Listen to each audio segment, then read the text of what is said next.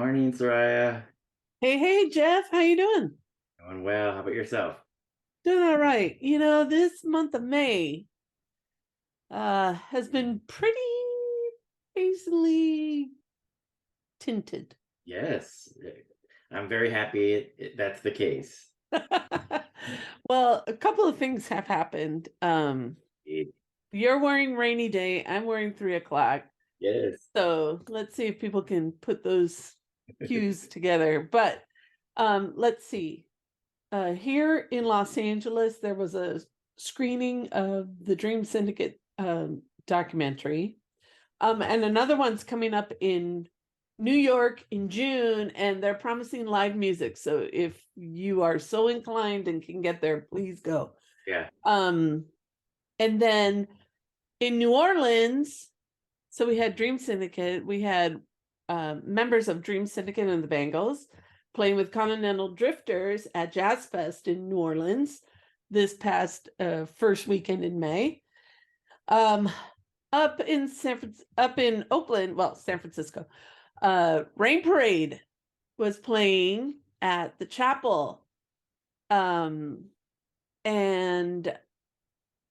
on that same night, May the 4th, here in Los Angeles, there was a panel discussion with members of the 3 o'clock and the great Earle Mankey Yes. to talk about Baroque Hoedown, which has been re-released on YepRock Records on a beautiful colored disc. Yes, indeed. So, Jeff, what do you say we talk about that 3 o'clock event? Yeah, indeed. We had a great time and quite a few people there. So I say we jump into this. All right, let's go. Hi, this is Soraya. And this is Jeff, Our podcast is called Paisley Stage Raspberry and Rhyme. a podcast where the two of us play music that we like and share anecdotes and background about the tunes. We hope you'll join our conversation. And without further ado, agruviar. Let's get groovy.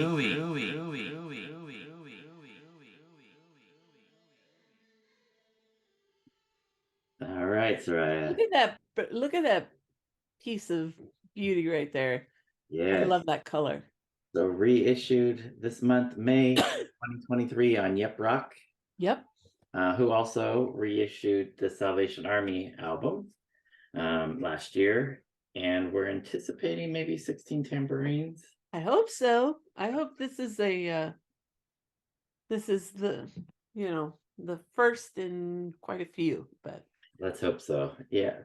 So the reissue, like the 1982 Lolita French version, also included Lucifer Sam and In Love and Two, which was this fan club single, which came with the paint box. So both the Lolita French pressing and this version includes those, and it also includes their cover of Feel a Whole Lot Better. yes. They switched the track listing a little bit on this YepRock, but to my surprise, Soraya, they also had All in Good Time, which I don't know if you remember, but that was my introduction to the 3 o'clock and to Right. the Paisley Underground in general, and that was originally on my all-time most influential album, Radio Tokyo tapes. So Yep. anyway, so I was very surprised that they included All in Good Time on this one, very happily so. So we got this new reissue, and there was a little panel discussion that we had a blast there, hosted by Pat Thomas, which Of course, yeah. the Philosophical Research Society Here right? in Los Angeles near Griffith Park. Yes, and a good turnout. Very good turnout. And it was a Thursday night, and and it had been threatening rain. So those of us here in the Los Angeles area know that anytime rain is coming, it always sets things a little off, but it didn't that night. It was Yeah. a good turnout. Yeah, it wasn't bad at all. In fact, normally for us, we usually leave about 3 hours before an event that if we're going to Los Angeles, and we got there in under 2. So that was good for us.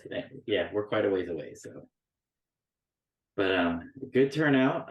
Lots of questions were asked about the release, and as you mentioned, Danny Benair, Michael Quercio, and producer Earle Mankey were there. Luis Gutierrez was supposed to be there, but ended up not being able to attend due to something that came up, or family issue or something. But Pat asked a lot of good questions. Very much so. Anything that stood out to you of the questions or during the Q&A? It wasn't so much the questions, but I really enjoyed a lot of the anecdotes that came up Yeah. because they were things I had not heard before. And one of the ones in particular that stood out to me was Earle Mankey talking about some of the sounds and how they got there on the album. And he made I have to read the quote because I had to write it down. It was that good. Wow.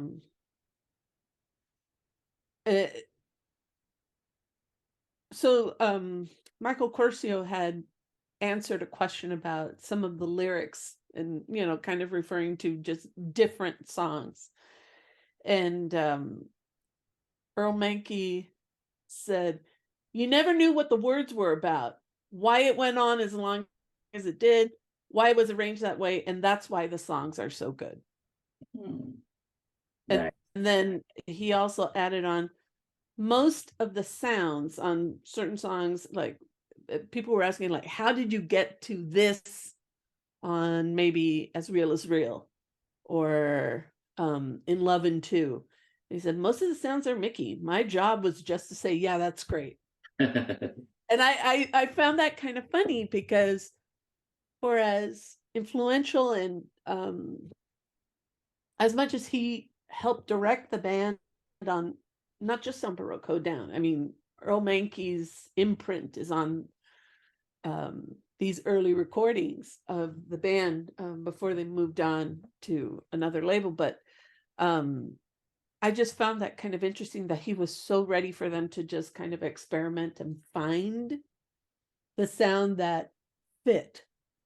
And he just kind of let them go. And Michael Quercio also mentioned, no, I think it was Danny Benair who mentioned just the timeline of getting Baroque Hoedown recorded. It was pretty short period. Yeah, it was quick. And then when you think, hold up the album again. When you think about all the tracks, not only on the original Frontier release, which had, I think it was just 5. Yeah, just the 5 tracks. Just 5 tracks. But here we've got much more. When you think about that and the quality of what we have and how inventive it was just different. I think it's really a testament to Earle Mankey. Oh yeah, for keeping them on track. And one of the anecdotes that I found really funny was Michael Quercio's sister Gloria was in the audience, and he told a story about how he would go out to Earle Mankey's studio in Thousand Oaks with Luis Gutierrez on the back of Luis's motorcycle. And he said, my dad would have killed me if he knew that I was driving out there in a motorcycle and, the weather and whatever.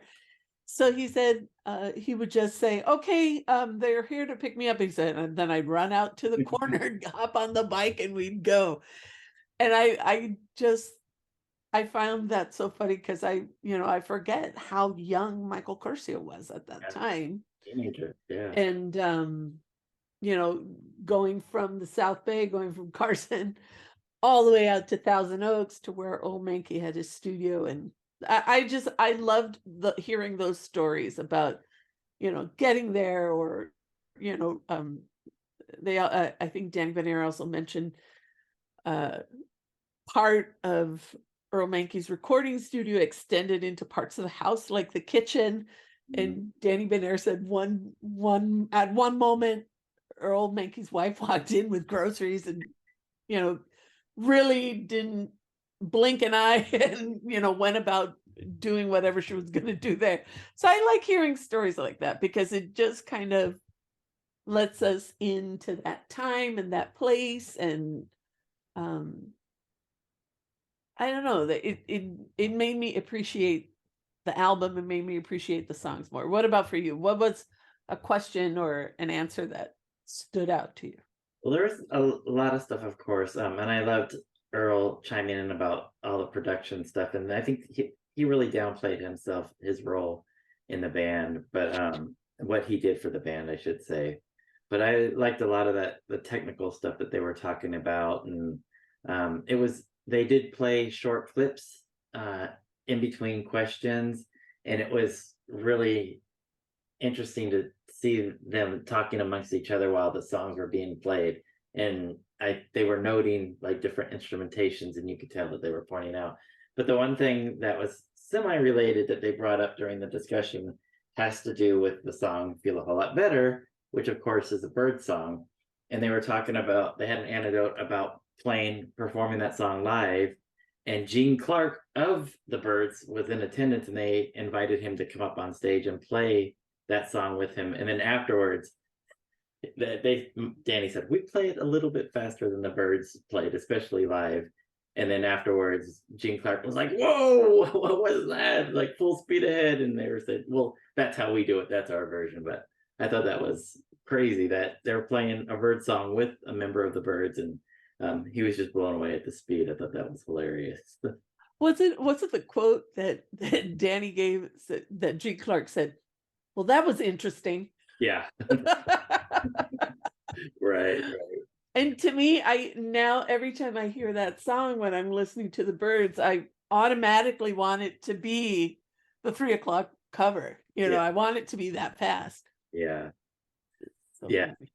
And that's where I had originally heard that song. And then we also came up in the discussion about David Robeck performing acoustic on that song too. And then it came up that that he recorded with them, and then after the recording had asked how much he was going to get paid, and Danny was like, we're not paying you.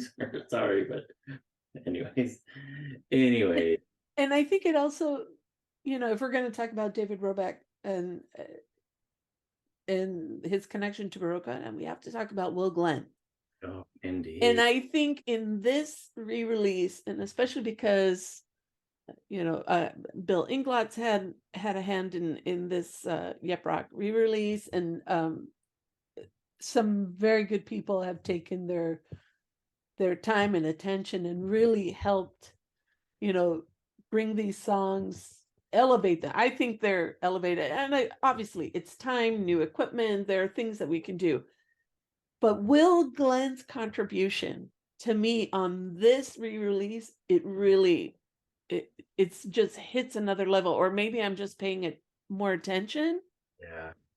No, I totally agree with you. I mean, when the violin was playing, when they sampled Marjorie Tells Me, it was just like, wow, just like, because they were playing in order the tracks, and that one just like elevated with that extra instrumentation with the violin. But I was like getting all emotional, just like, right. Yeah. And I mean, we've talked about Will Glenn with Matt Pucci before, but it's one of those things where it's time, when time moves on and the person's not here, it can fall into memory and you forget. But such a talented musician, so many ways to contribute. But to me, it's when I heard Marjorie Tells Me and that beginning, I mean, it literally grabs you by the neck. Yeah. And you can't let the song go. Agreed. Yeah. And that's probably one of the first instances where this Paisley Underground connection starts to come through, because this is one of the very earliest recordings, 1982, and you already have somebody from one of the other bands, Rain Parade, playing with the 3 o'clock, which is amazing. Yeah. And I mean, and also since you're wearing the Rainy Day shirt, Michael Quercio also talked about the genesis of Rainy Day and how it actually came came to be and how he actually found out about it. I thought those were fun stories too. Yeah, I think he shared those with us before, but I think right after Baroque Hoedown and David Roback was preparing to be a producer for Rain Parade and he wanted practice, so he asked a few of the Paisley Underground friends to each come in with a couple songs, and so Michael showed up with a couple songs, just thinking, okay, he's practicing. And then Lisa Fancher said, "Oh, your record's great. The new record that you're on is great." And he's like, "What record?" "The Rainy Day." And he's like, "It's a record? Like, it's not supposed to be a record. We're just goofing off." Anyway, so yeah, that I was remember buying my copy of Rainy Day at Aaron's Records way back in the day, and really liking it, but not understanding why I liked it, you yeah, know?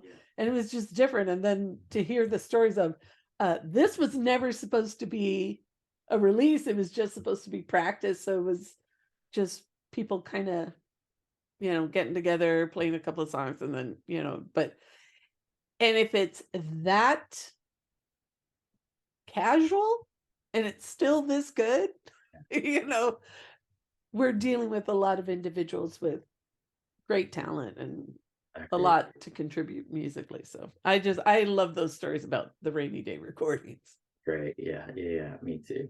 So I have a little clip that I took during the interview. It's a very Yeah. short clip that I wanted to go ahead and share. And on this clip, Pat was talking to the band about after Salvation Army and the kind of the genesis of the 3 o'clock forming. And he was asking Michael if he was aware of the Quick, that the band that Danny Benair was in, and how Mickey Mariano came into the fold, and this little clip is Michael's answer to that. But here we go. Alkins. I forget who you were playing. Well, I didn't go there to see you. You were opening for someone, and I saw you guys, and I remembered you. I remember Dan and Mickey because you guys all left the stage and Mickey did a dance or something. And then I was like, oh my God, it's that guy that did the dance. You know? So that's all I had from that. I love that. And He's that guy that did that dance. yeah. So that was funny. So he was aware of the Quick, and then for some reason Mickey gets on stage and does a little dance after the Quick's performance, and then Danny ends up bringing him to the band. So that's the genesis of the 3 o'clock, from Salvation Army to 3 o'clock, and they performed as the Salvation Army for a little bit, even with those guys. So we until the infamous cease and desist letter. yes, yeah, indeed. So we talked to a lot of people that were there because there was a good turnout, and we had a couple questions for some of the people in the audience. So we have a few clips of some of the people that we talked to, but I think you've shared before, Soraya, how you came to be introduced to the Baroque Hoedown album. Do you want to share that real quickly, just since we're talking about that? So you know, when I think about Baroque Hoedown, I remember my brother gave it to me. And he said, I think you might like this. And I did. Nice. And the song that caught me first, and I'm you know, with a Cantaloupe Girlfriend, I had heard that. But when I had the EP in my hand, Sorry was the song that caught me. Nice. Yeah. And then, you know, you just dive in. Yeah. But yeah. They're What all about you? Yeah, so mine was when I heard All in Good Time on a college radio station. Called in, he said it's from Radio Tokyo. The DJ said, and I went right down to the record store and picked it up, and then started buying everything that was on there. The only thing that was available at the time was Baroque Hoedown, and I just immediately loved it. So that's how I came to discover it. So. And I remember I got Baroque Hoedown. Then my brother told me, you know, there's a French pressing with extra songs. Yes. So I went and got that. So little did I know, many years later, I would meet someone who is a completist, and I'm nowhere near your level, but I had at least the seeds planted way back when. We're pretty close. We're pretty close. The fanaticism is equal, that's for sure. Yeah. So I wanted to start with a clip, if it's okay, from Lena Latonwa, Please. or as listed in the album, now. Yes, because on the original, she is listed as Lena S. Yes. And it has been corrected to Lena Cedillo. Indeed. So, Soraya, if you'll recall, Lena was our very first guest on episode number 3 back in October of 2018. Yep. And that was very intentional. We definitely wanted Lena to be our first guest. And she was also, I took note, on episode 73 with Tom Stevens, the late, great Tom Stevens, talk about The Last Look Again before it was reissued. Yep. It was still a secret album by then. And then again, we had her on episode 95 when we did the Go-Go's documentary panel that also had your brother. Yes. And Lisa Torres of The Last. So we wanted to, I wanted to start off with a clip from Lena, and this is at the event. So there's a little bit of noise going on in the background here because it was an event. So we waited till after the event to start asking some questions, and we asked Lena a couple questions, and here's a little clip from that. All right. So first of all, can you let us know your name? I am Lena Cedillo. The Lena S. The Lena S. It's great meeting you. The Lena S from the original release of Baroque Hoedown, That's but right. the properly named Lena Cedillo Cedillo. from the YepRock movie. We want to know how you discovered Baroque Hoedown. How did I discover it? Well, I already knew Michael. We'd already known each other for a while, so it was kind of like I was around when at the time that he was recording that, not in the studio, but I was kind of like in the know, like when he was recording the tracks, and I would ask, well, what's this about? What's that about? And he'd tell me stories about it, and which he probably denied if you asked him about it today. But it's like, so I know a little bit of background about who and what these songs are. All right. So of all the tracks, what's your favorite? Oh wow. Maybe Marjorie Tells Me. But it depends on when you ask me. But today, Yeah. Marjorie tells me. All right, so that was Lena. So it's funny, Soraya, we asked everybody the same 2 questions, and I think we talked to 10 or 11 people. And it's funny, no matter what answer everybody said to their favorite song, I agreed with them. and it covered the whole variety. I think it's hard not to agree. Yeah, exactly. So up next, Joy Milam, who was on our episode number 30 when we had the 3x4 event. That we had a little panel, and we got to see some desist on that one. Moving on, she was also in our compilation series 75, 76, and 77, where we covered a few different compilations, including the Radio Tokyo album, Wharf Rats. And then she was also on our episode 121, where we did the Muffs, Blonder and Blonder. We had a little panel there, so we need to have Joy back on for sure. I think so. Yeah, so next up is Joy Milam, and we're asking her the same questions, and here we go. All right. So tell us your name. I'm Joy Milam. All right, Joy. So we want to know, how did you discover Baroque Hoedown? I discovered Baroque Hoedown through this kid that went to Mount Sac with me. And he was super, super cute.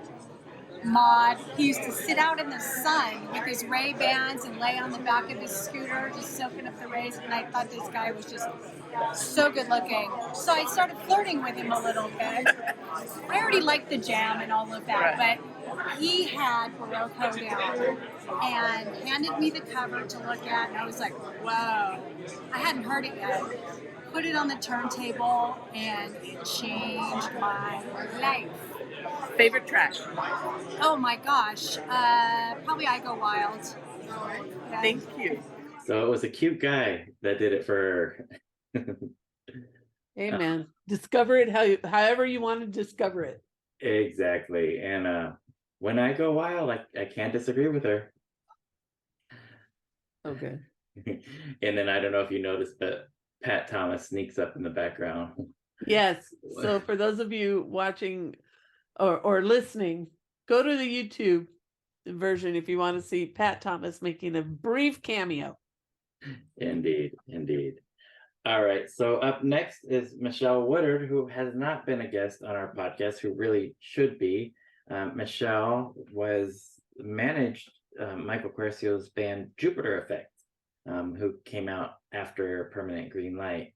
So here we're asking Michelle the same questions. First of all, can you let us know your name? Michelle. Okay. Michelle, how did you discover Baroque Hoedown? Well, I was a teenager in the outskirts, the suburbs of St. Louis, Missouri, of all places. And I guess at that time, like I saw the 3 o'clock on MTV a few times.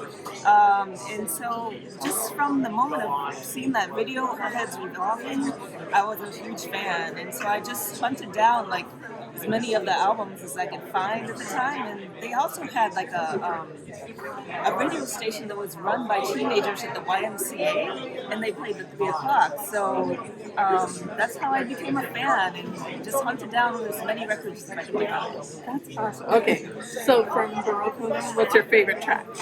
Oh, with this re-release, it would be In Love and Two, which I had on the Fan Club 45 back in the day. Oh, you're one of those. Yes, but before this re-release, I'd say maybe, it's so hard to choose, but maybe I Go Wild. She's great. Michelle's a great person, and she's got a very, very long musical just love of music, and I love listening to her talk about music and the things she likes. Yeah, she's so sweet and very knowledgeable. Oh my gosh, yeah. And a unique way to learn about the band, I think. I mean, not a Californian. So that was really unique. Yeah. All right. Up next, we've got Mr. Jim Strong of the JFJ Conspiracy, who we had on our show, episode number 61, when we covered Love's Forever Changes with their podcast, was a crossover podcast. And I'd like to have those guys back if we can. Maybe cover Big Star or something. All right. So this is Jim Strong, and plus another secret guest pops in. All right, so can you tell us your name? Jim. All right, Jim, how did you discover Baroque Hoedown? How did I discover Baroque Hoedown? I discovered it kind of much later, probably mid-90s. I was shopping at Geneva and came across Baroque Hoedown, used copies. I think they had like 2 or 3 o'clock records in there, and I just grabbed all of them. Perfect. That was Vermilion? Not yet. I wanted to bring it up. See? Bring it up. Yes. Yes. So we're going to ask you, what's your name? What's my name? Yeah. Is this for the podcast? Yeah. Oh, I'm Ronnie. All right, Ronnie, how did you discover Baroque Hoedown? Well, I had gotten the Salvation Army record, so when I saw there was a 3 o'clock record, these things got a lot of press at the time, or the things I was reading were writing about them. So I knew it was out. Frontier Records were promoted very well at the time. Like there were ads and stuff, like, so yeah, I was ready for this when it came out. Yeah. Favorite track? Oh, easily, I Go Wild. Favorite track? In Love and Two. There you go. Right. So yeah, we got a secret guest there with Ronnie. No, and we have 2 others. For those of you listening only, if you go to the YouTube version, in the background behind Jim Strong is Lena Litonwa, Rory Litonwa, belovedly known as Colonel Rory, and Ronnie Barnett. And then Ronnie Barnett comes in, so we took advantage. Yes, We indeed. got two for the price of one. We did indeed. And Soraya, I wanted to mention that without Lena Latonois, chances are you and I becoming friends is probably very remote, because we became friends as a result of her and Michael's consortium show. Absolutely. And speaking of that, another person that we came to know was John Diorio. Yes. Yeah, a very good friend of ours, who played keyboards on one of my songs, Sparks, on my EP. And a musician of his own right, too. Yeah. So. Yeah, indeed, indeed. So here's John. All right, can you tell us your name? John, All right, John, how did you discover Baroque Hoedown? local college radio station was doing this West Coast versus East Coast psychedelic show, and I heard As Real as Real. And while we were in your room talking to your wall, something, and then I was just like fascinated. It was so psychedelic, and it was late at night, local radio station. Perfect. Favorite track? Favorite track on Baroque Hoedown? Hoedown. Oh my God, that's. Or pick one that today you like. Okay, I guess I'd have to go with As Real as Real. Beautiful. Because it's the best one. Wait, did I add a little editorial? Yeah, the peanut gallery chipped in there, but Yeah, I love that clip because my wife Christina walks by really quick in the background, and she'd never come on the podcast. So I love that she's in there, sneaking in there. and John didn't mention it, but John's from New York, so it was another, and that's why East Coast, West Coast at the beginning. He's from New York, but again, a non-Californian discovering Indeed. a band from West Coast and a West Coast scene. Indeed, indeed. All right, up next we have Miss Ella Black, Carrie Pearson, who we had on our episode 45 when we were talking about Red Cross's Beyond the Door when that was new. She's very close with the McDonald brothers, and played in bands together. But anyways, here's Carrie, Ella Black. All right, first of all, can you tell us your name? Ella. All right, Ella. So, Ella, can you tell us how did you discover Baroque Hoedown? I just think about the Love him. I haven't met him. Well, the 3 o'clock, because I saw He's not Salvation around too Army. much, but Um, not that I I can't even remember when it was. It was in the park in Torrance. Okay. And then I met Michael. Also, that's why he's going and doing. I knew Greg Gotcha. Lewis when he was in Ozzy years. And I'd completely forgotten that my band was going to play the show in San Pedro. That doesn't do the album, by the way. My band was going to do a show in San Pedro, and they didn't show up. And so Mary and I went on stage in the Ozzy years, which was Greg on guitar, backed us. And then another time, we did a couple songs with them, and I'd completely forgotten about that. And that was a punk band for Ozzy years. And so when he joined 3 o'clock, it was like, whoa, transformation. No wonder he changed his name. And favorite track from Baroque Hoedown? Well, I never know the names of songs. Is that Yeah. no. Let me see. I'll tell you. Well, probably Lucifer Sound, just because it's one of my favorite songs in the world. But I should pick a song that isn't. It's perfectly, yeah. And I remember Salvation Army doing it in the park. And I remember like being kind of like, well, my band that only played in our living room. We used to try to do that song. I was like, whoa, they did it. Thank you very much. So yeah, so she has a history with the 3 o'clock. And Soraya, one thing that I learned at a couple days later when we were at the Dream Syndicate documentary is that she plays keyboards on a 3 o'clock song. It's listed as 3 o'clock, but there's a Shonen Knife tribute, and it's really just Michael. It shouldn't be listed as 3 o'clock, but she played keyboards on that, so she's technically listed as playing keyboards once for the 3 o'clock. So we're going to talk to the Colonel here. So Rory Latonois. So here's Rory. All right, can you let us know your name? My name is Rory Latomo. All right, Rory. How did you discover Baroque Hoedown? How did I discover Baroque Hoedown? Well, I think I just kind of like went home one day and it showed up. Oh wow, Michael's got a new album. But you knew Michael Quercio. I've known him for many years. And favorite track off of Baroque Hoedown? Let's see. They're all so good. It's a very strong record. I've always kind of liked "Feel a Whole Lot Better." Is that on that album? It is now. I've always liked him doing that track. Lucifer Sam's also, you got to like dig the floor. Yeah. Yeah. Favorite track.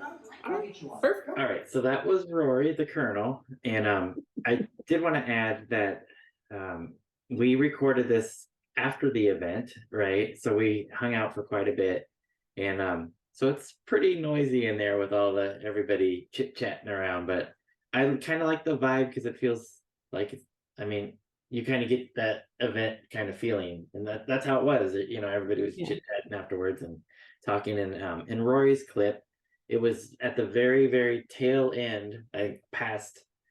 We were actually late, and everybody was like kind of wrapping up, but the line was really long to get signatures for the album, and we were waiting around doing all the filming and chatting for about an hour before we got there. But at the end, you could see Michael and Danny and Rory's clip there packing up and getting ready to go. But yeah, the line was ridiculously long prior to that. Yeah. So next up, we have Dean. So Dean was on our episode one time. Sadly, should be on there much more. But he was on our episode number 19 when we did a concert review for the Permanent Green Light at the Federal. Which took place a day after you had just got back from Europe, I believe. Anyway, so episode 19, Dean was on there, and here's Dean. All right, can you tell us your name? Dean. All right, Dean, how did you discover Baroque Hoedown? Working at a record store, where Which one? Music Plus in the 80s, 84, so a little late. Mm-hmm. Okay, and favorite track? I Go Wild. Beautiful, thank you. Another vote for I Go Wild. I love Dean. He's great. He's fantastic, and another guy just like Michelle, where their love of music just it's all over them. Yeah. Yeah, indeed. All right, so up next we have Mr. Philip Cusimano of The Question currently, but he's played in a few different bands. So The Patterns. Yeah. And as well, so yeah.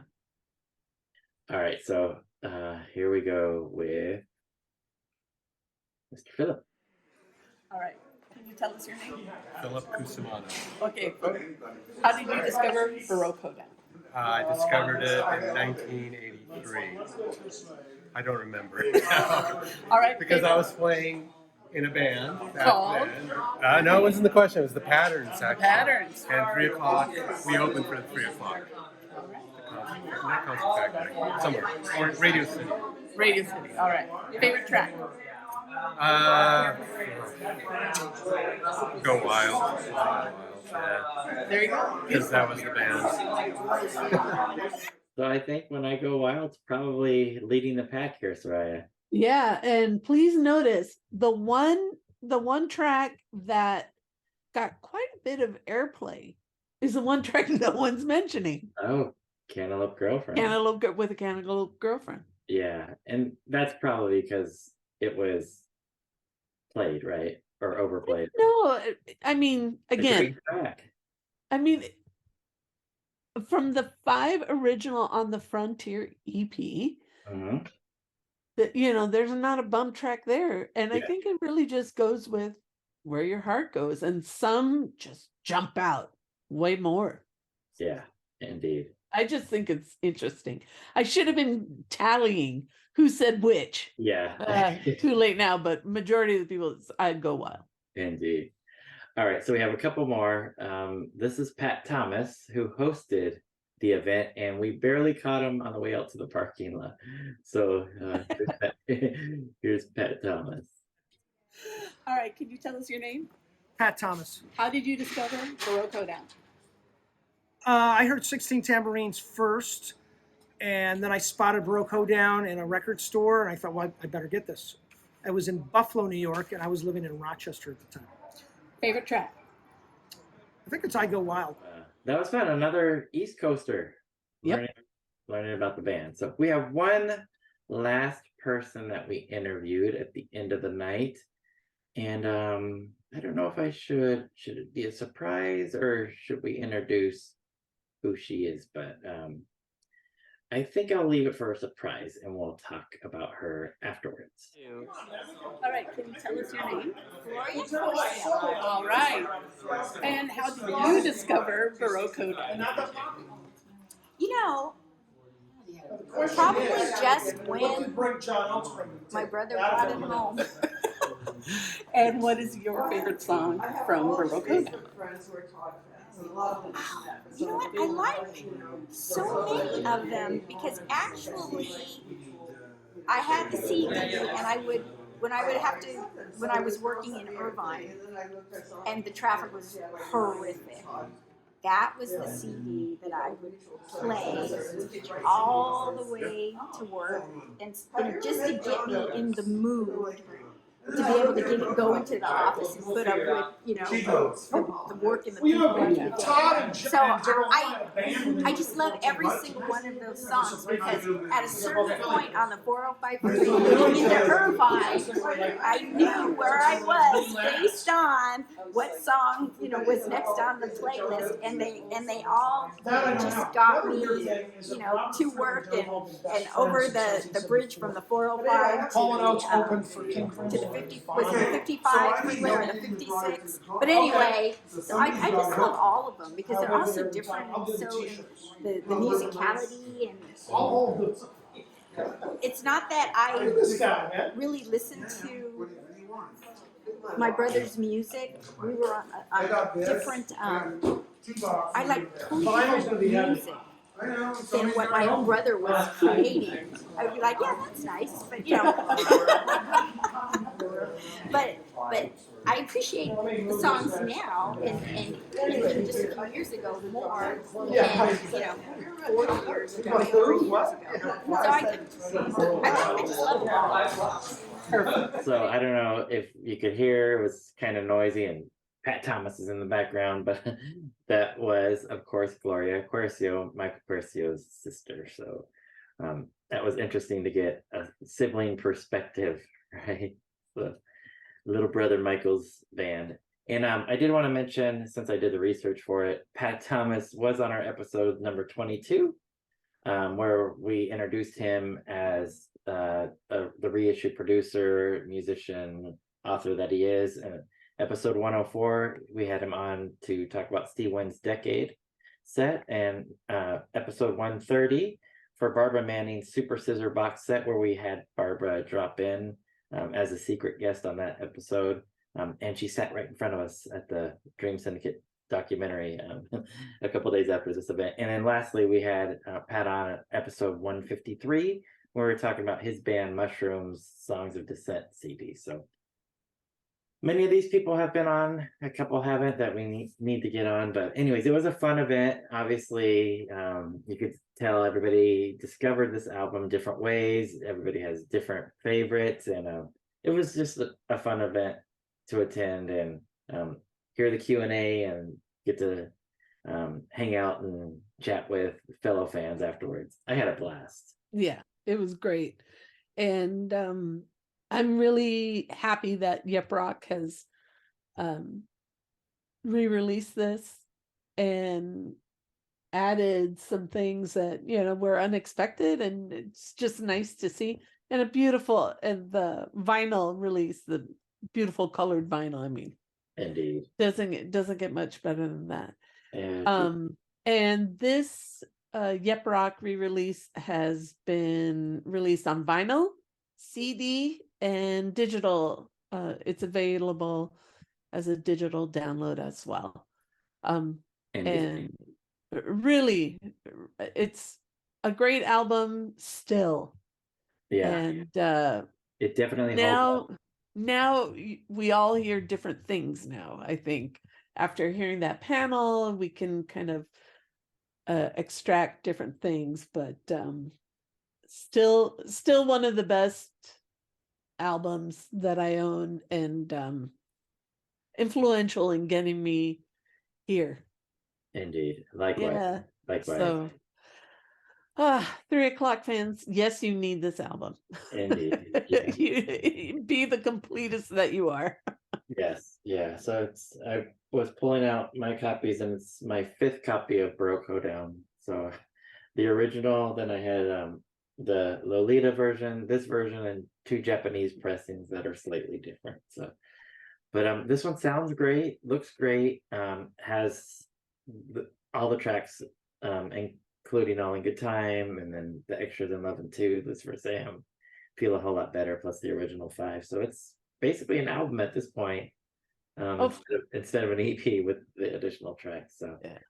Yep. So well done.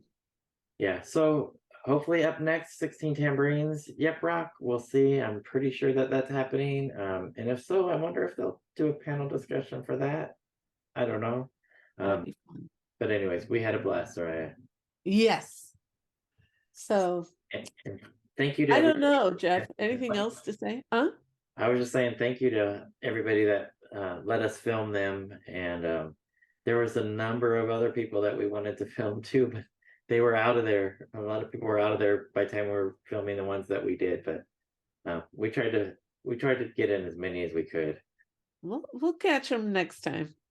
We'll corner them next time. Indeed. But fun event. Thank you, and thank you especially to Pat Thomas for being a great panel moderator and asking some really intriguing and fun questions too. So agreed. And thank you to Michael and to Danny and to Earle for being a part of it. Jeff, you know what's left, right? Is we get to go listen to this for the umpteenth time. Agreed. So, yes. Mi gente, a groovear. Groove on, Paisley people.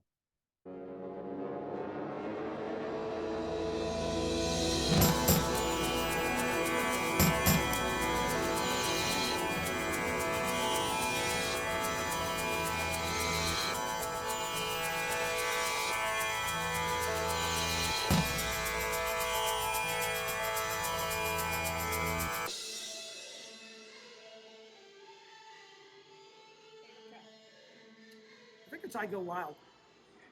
Favorite track to masturbate to? I guess it'd have to be a Cantaloupe Girlfriend. So we grabbed Pat on the way out. Even your wife was walking away with that last one. Yeah, with the last question. Yeah, I think I still got a bruise from when we got to the car. My additional question, but